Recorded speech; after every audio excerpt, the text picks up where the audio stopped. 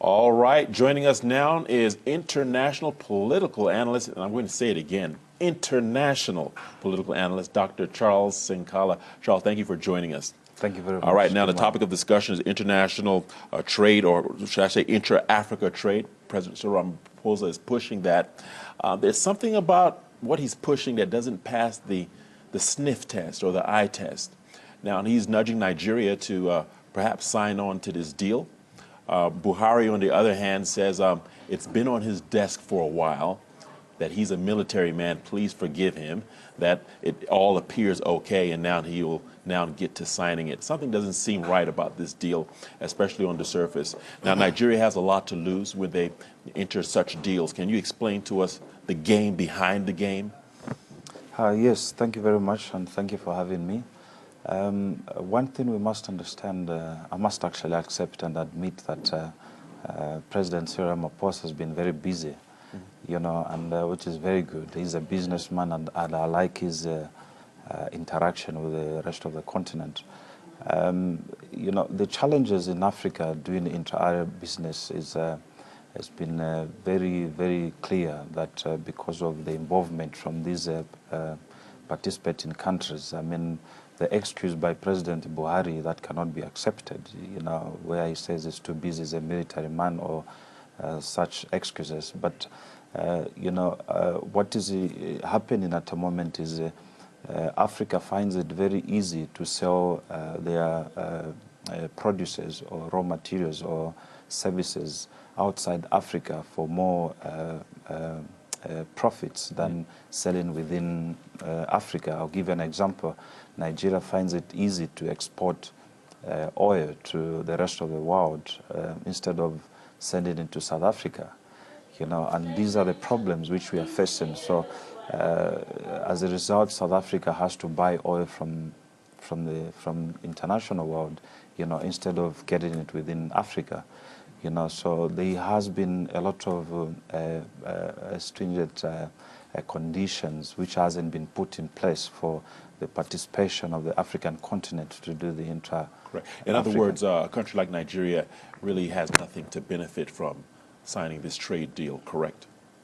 It has a lot of things, you know, but except, you know, they do not look at it in a long-term solution, you know. One of the major potential of intra-African trade is the boosting and the reduction of poverty, you know, and that way you industrialize Africa and create employment, and the cross-border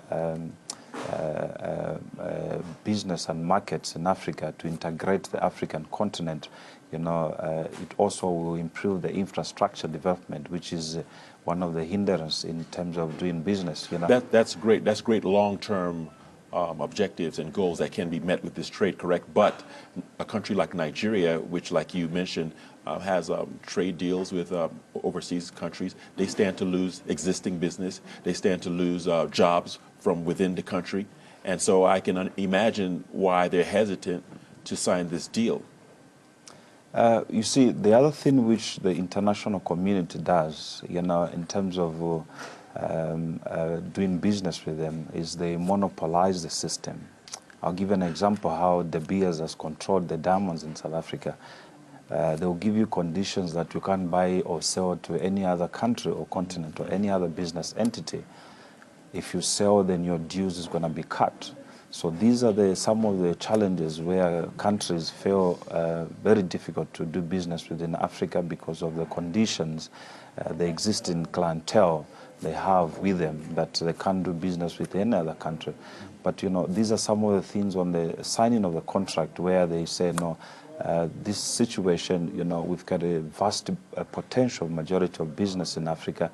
You know, we can do business anywhere else. I mean, Africa must realize that they are the ones who's got the product. You know, they must be on the negotiating table as the owners of the business and not as employees of the business to set those policies, and those policies should stand the test of time. I mean, they shouldn't be dictated by the market. You know, they are selling the mining, the oil, they are doing whatever sorts of things, but unfortunately also oil prices are determined by the outside world. Nigeria doesn't have even a say on the prices.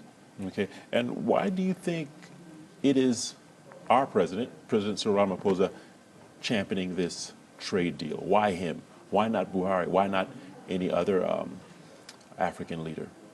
Yeah, you see, this is the biggest problem we have in African countries. It's because of the politicians that do not understand business.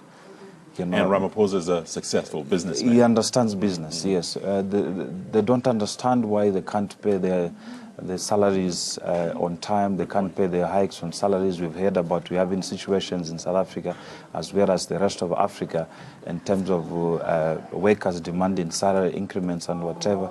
You know, they do not understand that you can make money for the country apart from imposing taxes and revenue, you know, onto citizens and companies, but you can gain income and revenue from other businesses outside the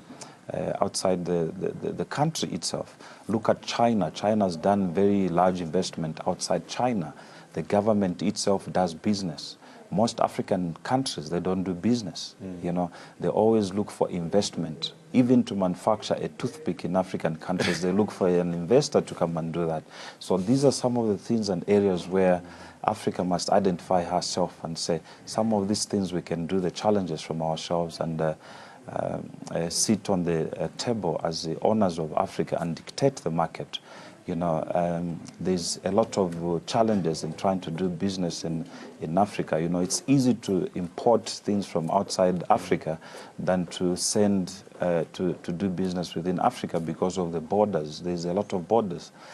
On average, on the border post for trucks to do business or to transact, because of the road networks, they spend a minimum of 24 hours. You know, so if a truck spends 24 hours on one board and they have to, as you're aware, Africa is mostly landlocked, you know. For them to go past 3-4 countries, they will spend almost 2 weeks for their goods to reach the market.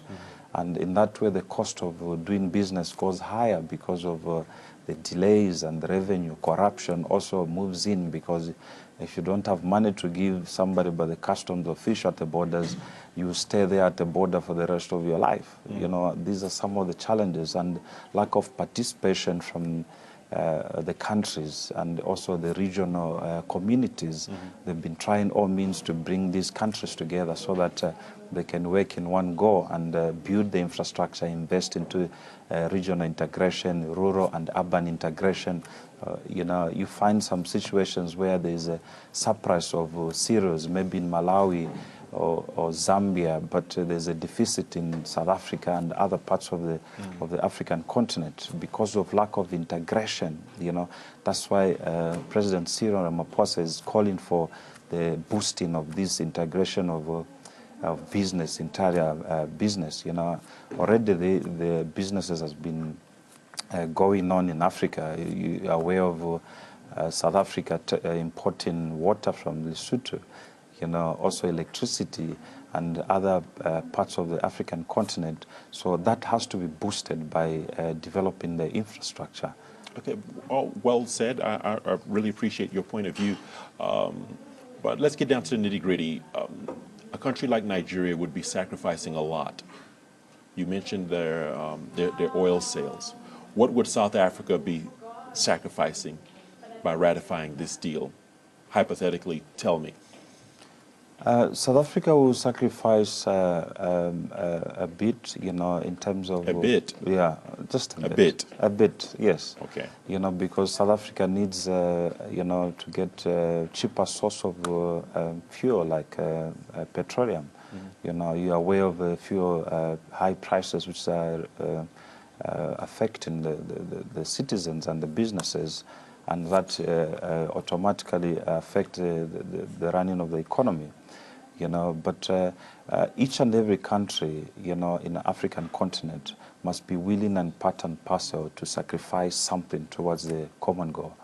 That is true, so, but certain countries are perhaps sacrificing a large amount of their income, and it's not fair. If you look at Museveni, President Yoweri Museveni, and his Burundi counterpart Pierre Nkurunziza, they're also skeptical. And I get that President Cyril Ramaphosa is a businessman, but like I said earlier, there's something about this trade deal that doesn't pass the sniff test. I think there's just more to it that these African leaders feel rubs them the wrong way? Yes, there is some sense of ill thinking about each other, you know, lack of understanding of the objectives of what they want to achieve. You know, if they sit down once a month or once every 3 months to sit and try to restructure Africa, I mean, this has been done before. Africa does only about 18% of intra-Africa trade. If you talk about Europe, they do about almost 70%. North America, they do 52%. Asia, they do about 50%. You see, and this, the linking of Europe and Asia and also North America, it's highly sophisticated. You know, you can drive from one place to the other. I mean, I'll give an example to San Francisco. They had problems with linking another state, but they had to construct a bridge. Now in Kinshasa to Brazzaville, it takes longer, but it's the same distance. You know, so if you sit down and understand that the ideology that we are working towards a common goal, unemployment, poverty eradication, and also on, you know, countries or even other leaders who are not even business-minded, but if you teach them the ideology of common goal and objective that we want to achieve this will help your government. I think they will be part and parcel to come on the table to discuss and even sacrifice to invest into that entire African investment. You know, and one of the advantages which they can have is also when they build up a very good business profile, integration in Africa, you know, they can use that also to as a fund, as a bank, or, you know, to loan other countries who are doing very badly, you know, to support them so that they can reach that par, you know, and forget about bodies like International Monetary Fund where they get unnecessary interest. All right, Mr., or should I say Dr. Charles Sinkala, political analyst, thank you once again for your insight and analysis. Always a pleasure and enlightening talking to you. For those of you watching, this is Afro Breakfast on Afro Worldview. We've got more news coming your way after the break. See you soon. Don't go away.